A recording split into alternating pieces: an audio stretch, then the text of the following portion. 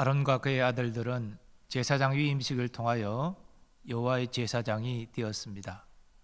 그리고 그 다음 날 첫 제사를 드리는 제사장 취임식이 거행되는데 아론이 여호와의 규례를 따라 온전한 제사를 하나님께 올려드렸고, 하나님은 여호와의 불로 번제물과 기름을 사름으로 그 제사를 기뻐 받으셨습니다.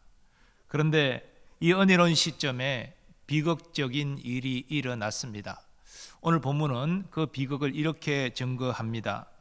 아론의 아들 나답과 아비후가 각기 향로를 가져다가 여호와께서 명령하시지 아니하신 다른 불을 담아 여호와 앞에 분향하였더니 불이 여호와 앞에서 나와 그들을 삼키매 그들이 여호와 앞에서 죽은지라. 나답과 아비후는 아론의 첫째, 둘째 아들입니다. 저들도 제사장이죠. 그런데 여호와 앞에서 분향하다가 여호와의 불로 죽임을 당했습니다. 도대체 무엇이 문제였을까요? 왜 저들이 여호와의 불로 죽임을 당한 것일까요? 오늘 본문은 저들이 죽임을 당한 이유가 여호와께서 명령하지 아니하신 불로 분향하였기 때문이라 증거합니다. 그러나 분향할 때 어떤 불로 분향해야 하는지는 이 사건 이후에 여호와께서 아론에게 말씀하셨습니다. 아론은 향로를 가져다가 여호와 앞 제단 위에서 피운 불을 그것에 채우고 또 곱게 간 향기로운 향을 두 손에 채워가지고 휘장 안에 들어가서 여호와 앞에서 분향하여 향연으로 정극계 위 속죄소를 가리게 할지니 그리하면 그가 죽지 아니할 것이며, 하나님은 아론에게 번제단에 있는 여호와의 불을 가지고 분향하라 그렇게 명하고 있습니다. 번제단 위에 타고 있는 이 불은 사람이 인위로 만든 불이 아닙니다.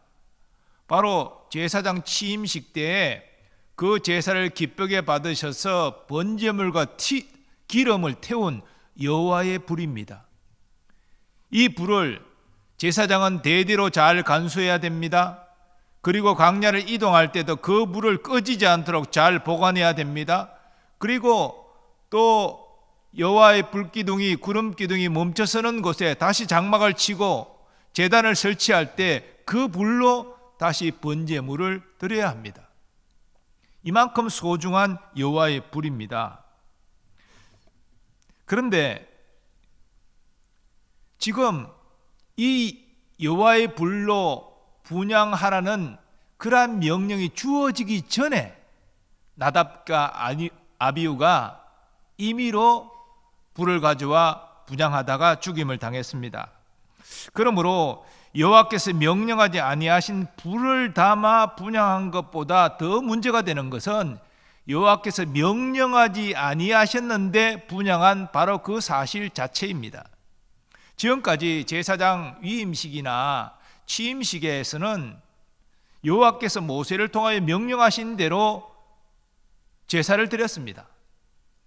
아론과 그의 아들들이 여호와께서 모세를 통하여 명령하신 모든 일을 준행하니라. 모세가 이르되 이는 여호와께서 너희에게 하라고 명령하신 것이니 여호와의 영광이 너희에게 나타나리라.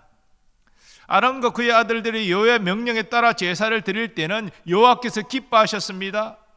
제사장 취임식 때는 여호와의 불로 번제물과 그 기름을 다 사르셨습니다. 그런데 나답과 아비후는 여호와께서 명령하시지 아니하셨는데도 분향하러 여호와의 성소로 들어갔습니다. 향단도 각기 임의로 가져왔고 불도 각기 임의로 가져와서 분향했습니다.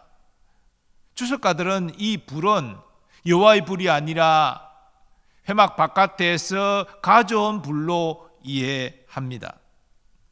그런데 왜 나답과 아비후가 여호와께서 명령하지 않으셨는데 성소로 들어가 임의로 분향하였을까요? 한마디로 인간적인 욕심 때문입니다. 저들은 자신들이 제사장이 되었다는 사실에 우쭐했습니다. 사실 제사장은 이스라엘 자손에게 특별한 신분이지요. 바로 이스라엘 자손을 여호와 하나님과 연결시켜주는 이 중보적 역할을 담당하는 사람들입니다. 늘 여호와 가까이에서 여호와의 일을 담당하는 자들입니다. 특별히 제사장 취임식 때 여호와께서 그 제사를 기쁘게 받으셔서 여호와의 불로 번제물과 기름을 사르셨고, 이것을 본 백성들은 깜짝 놀라며 여호와를 경배하였습니다.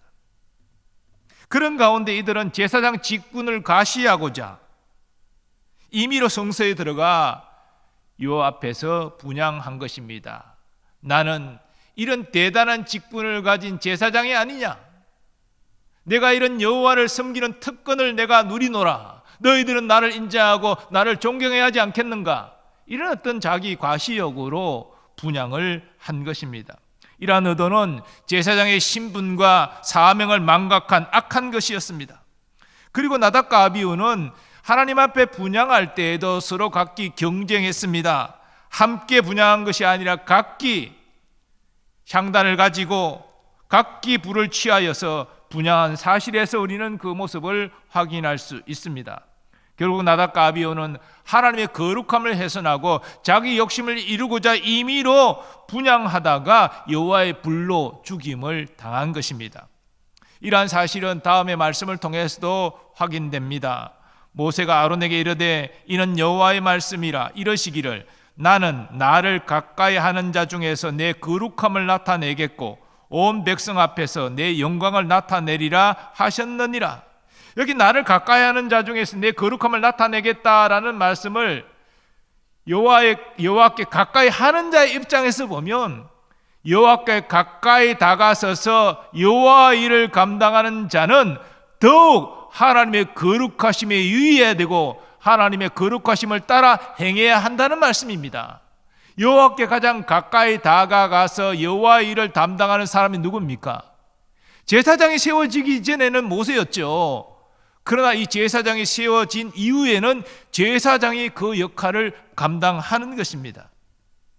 우리는 나답과 아비의 죽음을 통해서 우리에게 날마다 일어나는 욕심을 부인하고 여호와의 말씀을 따라 거룩하게 행하는 것의 중요성을 깨닫게 됩니다. 나답과 아비후는 제사장으로서 더욱 하나님의 거룩하심에 유의하고 하나님의 계명을 따라 행해야 됨에도 불구하고 자기 욕심으로 행했습니다. 그래서 하나님의 준엄한 심판을 받은 것입니다. 아니, 우리 생각에는 하나님, 이제 나답과 아비후는 제사장으로 임명받은 지 얼마 되지 않았습니다. 그런데 이렇게 한번 실수에 심판하셔서 죽이신다면 누가 제사장 직분을 제대로 감당하겠습니까? 겁이나 사겠습니까? 한번 봐줄만 하지 않습니까? 이런 생각이 들 수 있습니다. 그러나 하나님의 나답과 아비후의 죄를 엄히 심판하심으로 아론과 그 남은 두 아들들에게 거룩함에 대하여 엄히 경고하셨습니다. 제사장의 책무가 얼마나 중요한지를 경고하셨습니다. 이러한 하나님의 엄중한 심판은 예루살렘 교회 가운데서도 나타났습니다. 바로 아나니아와 삽비라 부부의 죽음입니다. 저들 부부는 자신의 소유를 팔아 그 판값의 얼마를 감추고 나머지를 사도들 앞에 두면서 이것이 땅 판값 전부입니다라고 거짓말합니다. 그들이 그렇게 한 것은 저들의 행위를 통해서 사도들과 성도들의 인정을 받기 위함입니다. 그리고 나머지 감춘 돈은 자기 임의로 쓰기 위함이었습니다. 그러나 하나님은 이 모든 악한 행위를 지켜보고 계셨고 그것을 베드로 사도에게 알려주셨습니다. 그래서 베드로 사도는 이렇게 아나니아에게 선언합니다. 아나니아야, 어찌하여 사탄이 내 마음에 가득하여 네가 성령을 속이고 땅값 얼마를 감추었느냐? 땅이 그대로 있을 때에는 내 땅이 아니며 판 후에도 내 마음대로 할 수가 없더냐? 어찌하여 이 일을 내 마음에 두었느냐? 사람에게 거짓말한 것이 아니요 하나님께로다. 이 베드로 사도의 선언으로 아나니아는 죽고 말지요.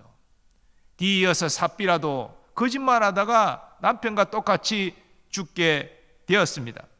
사랑하는 여러분, 하나님은 우리에게 회개를 통한 제사함의 특권을 주셨습니다. 참으로 감사한 일이지요. 우리가 진실로 회개하면 하나님 우리 죄를 용서하시고 우리 죄를 기억치 아니하십니다. 그러나 이 특권으로 인해서 우리가 죄를 가볍게 여기고 그리고 죄를 짓고 나서 나중에 회개하면 되는데 뭐 이렇게 생각한다면 이것은 성도로서의 바른 자세가 아닐 것입니다. 하나님의 은혜를 아는 참된 신앙인은 두렵고 떨림으로 하나님 말씀을 지키려고 노력하는 것입니다. 우리의 은행은 우리 자신에게만 영향을 미치는 것이 아니라 다른 사람에게 영향을 미치게 되고 또 다른 사람들에게 하나님에 대한 부정적인 인식을 심어줌으로 하나님 영광을 가리게 만듭니다. 그래서 우리는 더욱더 말씀에 또 행동에 신중해를 기해야 되는 것입니다. 예수님은 영적 제사장인 우리에게 너희는 세상의 소금과 빛이 되어야 된다라고 말씀하셨습니다. 어떻게 해서 우리가 세상의 소금과 빛이 될 수 있습니까? 착한 행실로 세상의 소금과 빛이 되어라. 이 착한 행실은 단순히 착하다는 의미가 아니에요. 세상에서는 볼 수 없는 세상과 구별된 거룩한 착함을 의미하는 것입니다. 그런 착한 행실을 통하여 세상의 소금과 빛으로 행할 수 있다는 것이죠. 또 하나님은 베드로 사도를 통해서 우리를 어두운 데서 기이한 빛으로 불러내신 하나님의 아름다운 덕을 선포하는 자로 우리를 사용하시고자 하십니다. 우리가 그런 사명을 받았다는 것이죠. 그런데 우리가 우리의 육체의 욕심을 따라 행한다면 과연 하나님의 아름다운 덕을 선전하는 자로 우리가 살아갈 수 있겠습니까? 세상과 구별되는 거룩한 모습이 있을 때 우리가 하나님의 아름다운 덕을 선전하며 살아갈 수 있지 않겠습니까? 그러므로 우리는 거룩한 백성으로서 거룩함을 사모해야 됩니다. 거룩한 말씀을 따라 행해야 합니다. 그렇게 거룩하게 살기 위하여 힘쓰다가 우리의 연약함으로 범죄했을 때는 하나님이 회개하는 우리를 긍휼히 여기시고 용서하시고 다시 붙들어 일으켜 세워주는 것입니다. 바로 이러한 하나님의 거룩하신 뜻을 깨닫고 거룩함으로 행하는 우리 모두 되기를 간절히 소원합니다. 이 거룩함은 오직 하나님 말씀에 순종할 때 이루어진다는 사실을 유의하시기를 바랍니다. 그리고 우리는 나답과 아비의 죽음을 통해서 은혜를 받을 때 더욱 건신하고 조심해야 함을 깨닫게 됩니다. 나답과 아비후가 자기 욕심으로 범죄한 시점이 어느 시점입니까? 하나님께서 아론이 드린 첫 제사를 기쁘게 받으셔서 여호와의 불로 번제물과 기름을 태워서 이스라엘 백성들이 하나님을 두려워하며 엎드려 경배하는 바로 그 영광스러운 시점입니다. 이 시점은 나답과 아비후도 큰 은혜를 받는 그런 어떤 상황입니다. 그런데 그 은혜가 충만히 임한 시점에 저들이 범죄한 것입니다. 우리 생각에는 은혜를 크게 받으면 범죄할 마음도 일어나지 않고 또 범죄할 일도 없을 것이라 생각하지만 사실 그렇지가 않습니다. 은혜를 받으면요 우리에게 기쁨이 임하죠. 그런데 이 기쁨이 임할 때 우리는 영적인 경계감을 늦추게 되고 여기에 우리의 마음에 빈틈이 생기는 것입니다. 내가 대단해. 내가 이렇게 충성했기 때문에 내가 이런 하나님의 영광을 받는 것이고 하나님 내게 이런 기쁨을 주신 것이야. 내가 충성했기 때문에 내가 정말 헌신했기 때문에 하나님이 나를 이렇게 높여주시네. 이렇게 생각하는 순간 그 마음에 빈틈이 생기는 거예요. 마귀는 그 빈틈을 정확하게 노려보고 공격합니다. 미혹하고 넘어뜨립니다. 다윗이 언제 범죄했습니까? 그가 언제 우리아 아내 밧세바를 범하고 우리아를 치열한 전쟁터에 보내 죽게 했습니까? 이방 민족과 싸움에서 연전연승하고 그래서 나라가 굳건하게 섰을 때 태평성대를 누리게 된 그 시점에 범죄했습니다. 왕의 전쟁의 때에 고대 건동에는 왕이 군사를 이끌고 이방 민족과 전쟁하는 때가 있습니다. 근데 그때 군사를 이끌고 백성을 위해 싸우러 가지 않고 왕궁에서 늦잠 자다가 그렇게 영적인 경계감을 늘어뜨리는 순간에 여인의 미모에 반해서 그런 범죄를 저질렀고 그것이 여인이 잉태하자마자 그 사실을 감추려고 우리아를 전쟁터에 불러 동침하게 만들려다가 뜻대로 되지 않으니까 치열한 전쟁터에 보내 죽게 하지 않았습니까? 하나님의 은혜로 그렇게 나라가 굳건하게 서고 다윗의 이름이 널리 알려졌을 때 다윗은 넘어졌습니다. 솔로몬 왕은 언제 범죄했습니까? 언제 이방의 우상들을 섬겼습니까? 바로 하나님이 지혜를 주셔서 그의 이름이 온 세상에 퍼지고 북위와 극에 달한 그 시점에 그가 넘어졌습니다. 우리도 마찬가지입니다. 우리도 하나님의 은혜를 받을 때 더욱 조심해야 됩니다.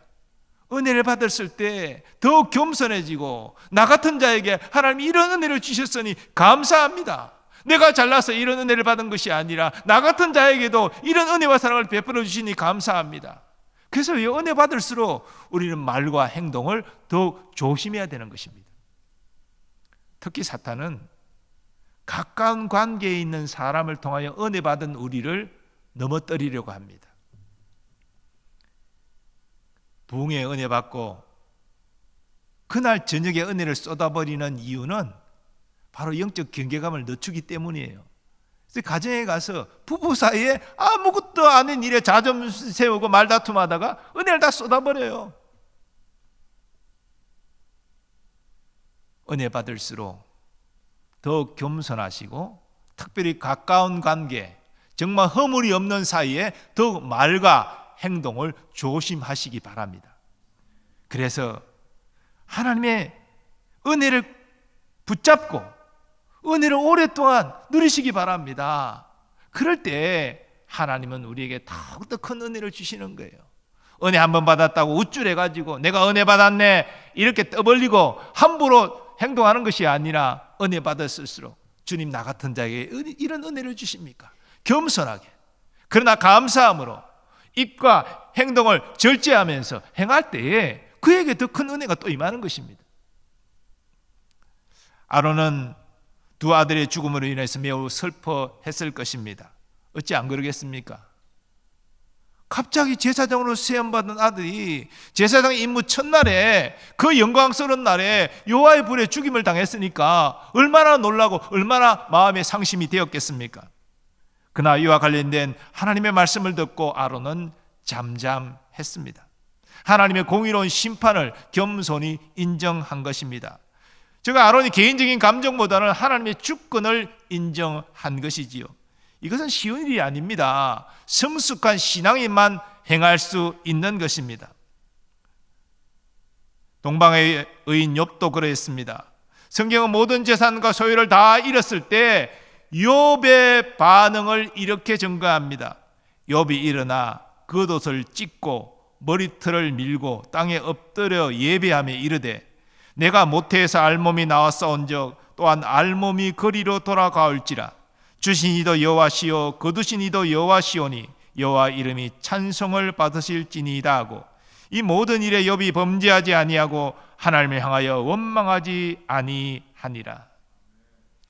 여러분 말이 쉽지요. 이 욥과 같은 처지에 여러분 있다고 생각해 보십시오. 재산 다 잃고 사랑하는 자녀 다 잃었습니다. 아론의 입장에서 생각해 보세요. 이제 제사장이 되어서 하나님이 첫 제사를 받으시고 정말 하나님의 영광의 불이 임하고 정말 감격하는 그 순간에 두 아들이 죽어버렸어요. 이런 시점에 여호와의 주권을 인정하고 잠잠한다는 것 매우 어려운 일입니다. 그러나 하나님의 사람은 그 극심한 고통의 상실감 속에서도 하나님의 선하심을 신뢰하고 의지합니다. 인간적인 고통의 감정에 매여서 횡설수설하지 않습니다. 우리는 고난의 순간에 나를 구원하신 하나님께서 어떤 희생을 나를 위하여 치르셨는지 어떤 사랑을 베푸셨는지를 깊이 숙고해야 됩니다. 하나님은 독생자의 생명을 아끼지 않으셨습니다. 독생자가 십자가에서 고통에 차 외칠 때도 나를 구원하기 위하여 예면하셨습니다. 그런 하나님이 내게 이런 고난을 허락하셨다면 나는 이해할 수 없지만 여기에 하나님의 선한 뜻이 있다는 것을 우리는 붙잡아야 됩니다. 그리고 고통의 아픔 속에서도 하나님의 선한 응답을 확신하고 인내할 수 있어야 됩니다. 그리고 이런 고난 가운데 우리는 슬픔이 없는 영원한 나라를 사모하게 됩니다. 곧 예수님의 제 이름으로 이루어질 새하늘과 새 땅, 그 완성된 구원을 사모하게 되는 것이죠. 그 나라에는 더 이상 죄도 없고 죽음도 없고 고통도 없고 이별도 없고 아픔도 없기 때문이죠. 모세는 여호와의 말씀을 따라 죽은 나답과 아비후의 시신을 수습합니다. 아론의 삼촌 우시알의 아들 미사엘과 엘사반을 불러서 그 시신을 메고 회막 바깥으로 옮기도록 명합니다. 제사장은 거룩한 신분이기 때문에 시신과 접촉하면 안 되기 때문입니다.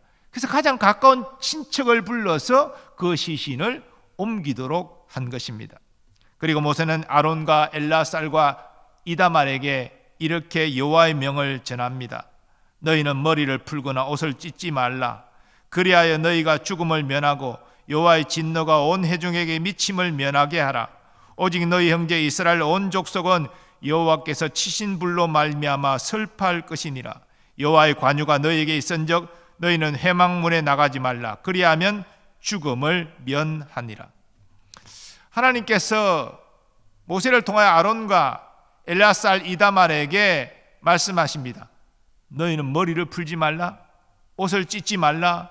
그래야 죽음을 면하고 화가 회중들에게 미치지 않도록 하라.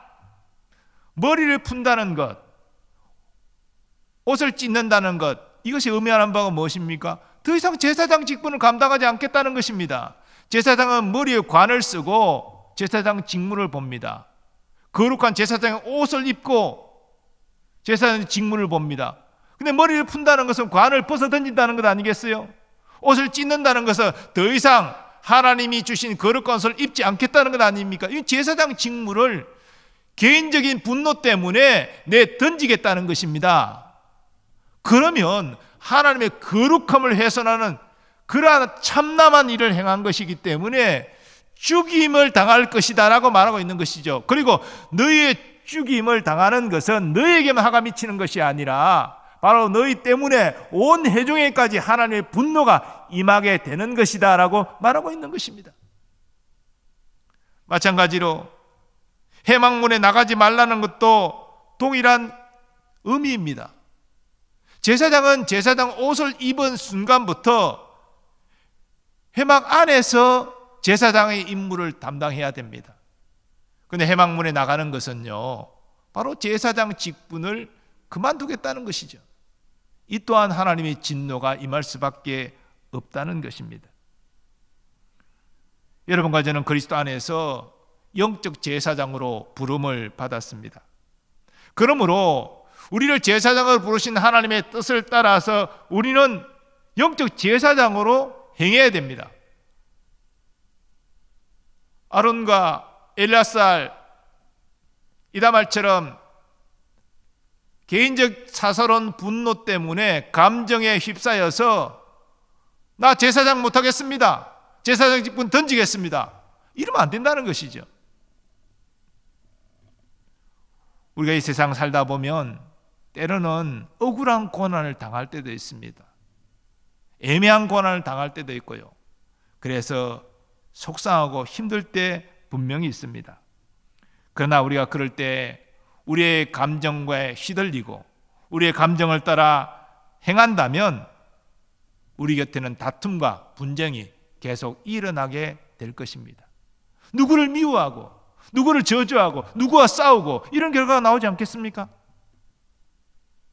그리스도인은 화목해하는 자로 살아야지, 덕을 끼치는 자로 살아야지, 다툼과 분쟁을 일으키는 사람으로 살아서는 안 되는 것 아닙니까? 그건 영적 제사장의 모습이 아니잖아요. 영적 제사장은 개인적인 사사로운 감정에 좌우되지 않고 하나님 나라와 하나님의 의를 먼저 구하며 살아가야 마땅합니다. 그런 사람이 하나님을 기쁘시게 하고 하나님의 은혜와 복을 누리게 되는 것이지요. 오늘 하나님이 나를 가까이 하는 자 중에 거룩함을 나타내겠다는 말씀을 유의하시고 하나님께 가까이 다가갈수록 하나님의 일을 담당하고 쓰임받을수록 더욱 하나님의 거룩함을 유의하시고 하나님이 기뻐하시는 거룩한 영적 제사장을 행하는 우리 모두 되기를 소원합니다. 그리고 하나님은 아론에게 말씀하십니다. 이제 아론이 대제사장이 되었기 때문에 모세를 통하여서만 말씀하지 않고 아론에게 직접 말씀하십니다. 그것은 제사장의 금주 규례입니다. 너와 네 자손들이 회막에 들어갈 때에는 포도주나 독주를 마시지 말라. 그리하여 너의 죽음을 면하라. 이는 너희 대대로 지킬 영원한 규례라. 어떤 주석가는 나답과 아비후가 죽은 직후에 이 금주 규례가 주어졌다고 해서 아마도 나답과 아비후는 술 취한 상태에서 분향했을 것이다. 그래서 죽임을 당한 것이다. 이렇게 주석하기도 합니다. 그러나 이것은 분명한 사실은 아닙니다. 이 규례가 주어지는 것은 결국은 제사장이 얼마나 거룩한 직분으로 거룩하게 그 사명을 감당해야 되는지를 또한 가르쳐 주시는 것입니다. 근데 자세히 보면 이 금주 규례는 제사장이 어떤 경우도 포도주와 독주를 마시면 안 된다라고 말하는 것은 아닙니다. 회막에 들어갈 때에 곧 제사장의 직무를 감당할 때에는 독주나 포도주를 마셔서는 안 된다라는 것입니다. 그러니까 제사장 직분을 담당하지 않을 때에는 포도주를 마실 수 있다는 의미예요. 자, 그래서 어떤 똑똑한 사람은 이 규례를 통해서 우리가 주일에 예배드리러 교회 갈 때는 술 마시고 가면 안 되지만 교회가 아닌 일상의 삶 가운데서는 술 마시는 것은 가능하다. 제사장들도 그렇게 하지 않았느냐 이렇게 주장하기도 합니다. 근데 이것은 이스라엘 사회와 우리 사회를 잘못 비교한 것이에요. 이스라엘 사회의 포도주에 있어서는 술이 아닙니다. 음료지요. 그런 일상생활과 포도주는 이스라엘 자손에게 분리할 수 없습니다. 포도주를 마시지 않고 살아갈 수 없는 그런 사람들이 이스라엘 자손입니다. 오늘 우리의 사회와 이 포도주를 같이 적용하는 것은 적절한 적용이 아닙니다. 그리고 여러분, 우리가 영적 제사장으로서 우리 사역의 장소가 어디입니까? 교회 안만이 장소입니까? 아닙니다. 우리 가정도, 우리 직장과 생업의 현장, 우리가 사는 동네도 우리가 영적 제사장으로 살아갈 우리의 무대입니다. 우리는 모든 곳에서 영적 제사장으로 세상의 소금과 빛으로 살아가야 됩니다. 하나님의 아름다운 덕을 선전하는 자로 살아가야 됩니다. 그렇다면 교회에서만 우리가 술 마시면 안 되고 바깥에서는 술 마셔도 된다. 맞지 않지 않습니까?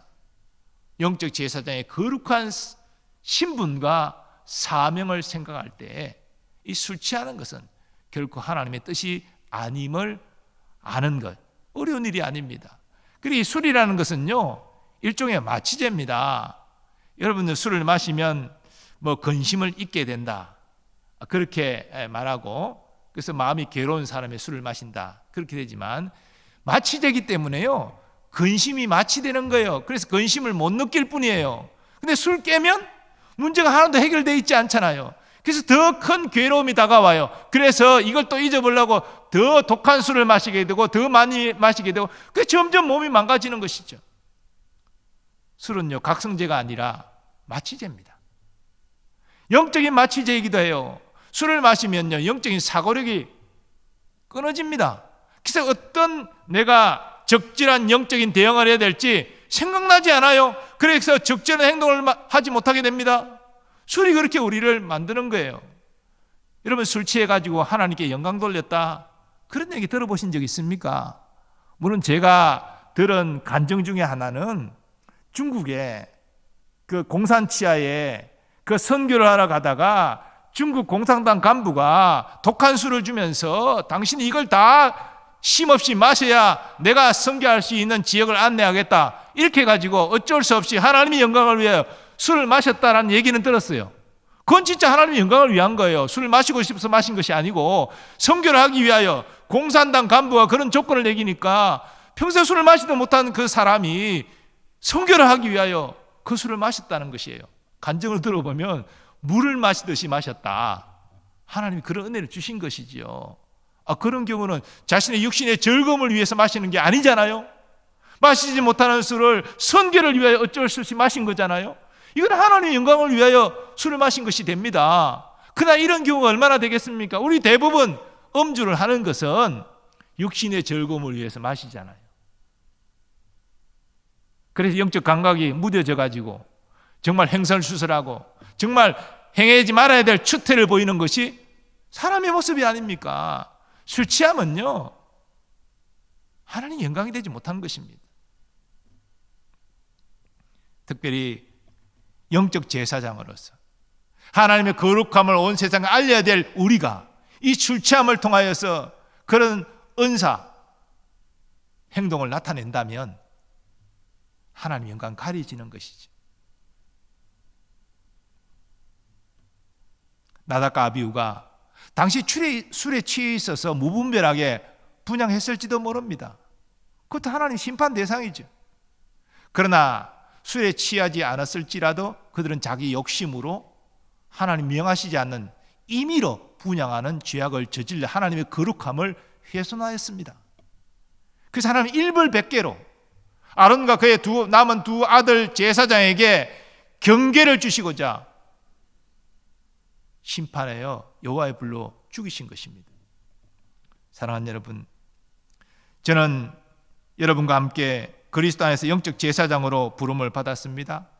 그러므로 사실은 담임 목사가 더 거룩함을 사모해야 되고 더 거룩함에 대하여 본을 보여야 되고 더 영적으로 민감하게 반응하는 것이 마땅한 것이 아니겠습니까?